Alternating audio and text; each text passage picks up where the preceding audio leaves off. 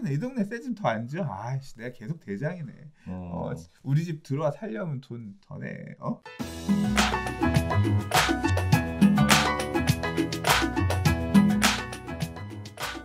자, 5번째 이야기 보겠습니다. 공급을 늘리면 집값이 하락한다?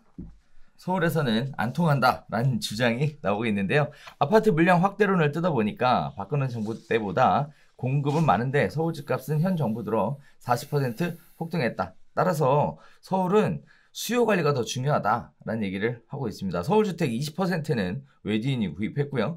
인서울 노린 투기 수요도 작동을 했다라고 보고 있습니다. 공급 증대와 집값 안정은 무관하다라는 주장을 하고 있는데요.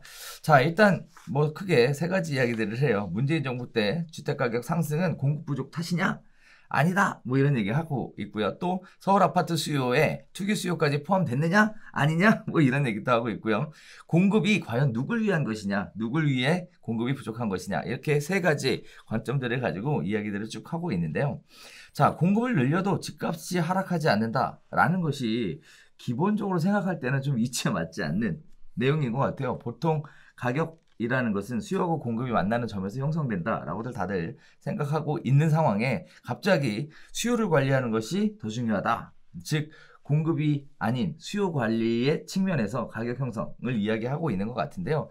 수요가 서울로 몰리는 이유는 결국은 서울이라는 한정된 어떤 특별한 메리트를 갖고 있는 그런 거기 때문에 결국은 투기든 실수요든 서울에 대한 관심들을 많이 가지고 있는 상황에 많은 관심들이 있다 보니까 꾸준하게 공급이 이루어져야 되는데 꾸준하게 공급이 이루어지는 게 아니라 뭔가 있을 때마다 확 또 중간에 쉬었다가 또 확 결국 이런 것들이 시차 갭을 만들어주니까 결국은 공급이 완만하게 계속 꾸준하게 진행되지 않은 것 때문에 문제가 아닐까라고 그동안 다들 생각을 해오셨는데 이 주장 보니까 조금 생뚱맞다라는 생각도 좀 들고 이게 근데 좀 다른 이거 말씀하신 분이 네.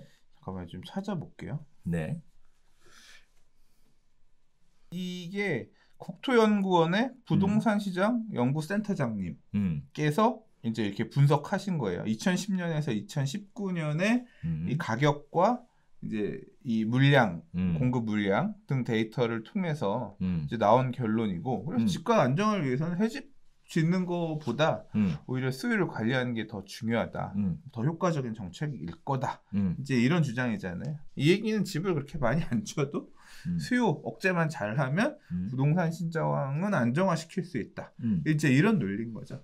그러면 지금까지 정부 정책하고 일맥상통하네. 공급은 충분히 많다. 그러니까 어떻게 보면 뒷받침해 주는 거죠.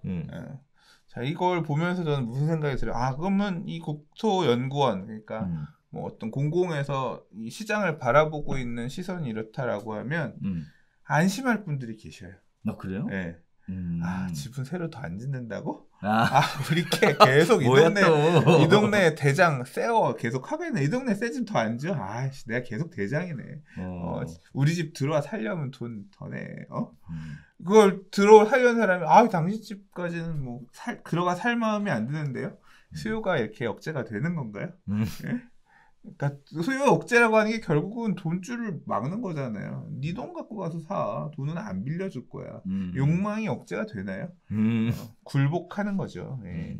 뭐 현실적으로 내가 갈 수 있는 그게 환경이 아니니까 못 간다 이런 거긴 한데, 아무튼 그런 형태의 규제가 합리적이고 바람직하다. 그러니까 지금 어떻게 보면 현 정부의 어떤 이 부동산 규제책이 잘 하고 있다라고 뒷받침해주는 그런 어떤 뭐 그러니까 15억 초과 대출 금지 이런 얘기도 필요한 정책이다 이제 뒷받침해주는 그런 얘기라고 할 수 있겠는데, 이 기사를 보면서 이제 뭐 이렇게 새 아파트 만들어지는, 또 새 아파트가 되어서 그걸로 들어오려는 사다리를 알아서 이렇게 샥샥 걷어주시니까 나는 좀 걱정 안 해도 되겠다 이런 걸 생각하는 분들도 아마 이걸 얘기를 보면서 계실 거라고 생각해요. 또 그 얘기가 또 그쪽으로 또 튀는군요. 이게 그렇다니까요. 재개발, 재건축 확대 안 하면 내가 가지고 있는 재개발이 앞으로 서울의 마지막 새 아파트야. 이게 그러니까 지금 사람들이 지금 재개발 시장은 그렇게 침체가 아닌 상황이거든요. 맞아요. 예. 왜냐면 그 재개발이 남아있는 이제 마지막 새 아파트가 될 애들이니까 막 초기 단계 재개발들도 사실 겁없이 막 들어가고 근래에 제 블로그에 보면 이렇게 비공개 댓글로 달려요.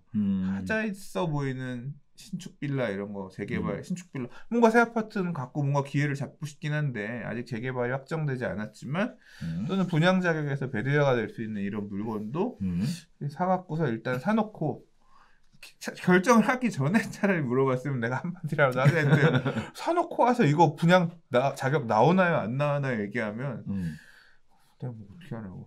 그러게 뭐 모른 척 해야지 뭐. 그냥 대꾸 안 하지. 근데 이제 그런 그게 거래들이 지금 자꾸 만들어지고 있다는 얘기는 그걸 보면서 한편으로는 안심하는 사람들도 있다는 거. 이제 수요층들은 어떻게든 진입하려고 하는 욕망들은 여전히 있긴 있는데 생각처럼 그렇게 또 그 욕망이 잘 제어가 안 된다는 반증이기도 하네요. 이런 흔적들은.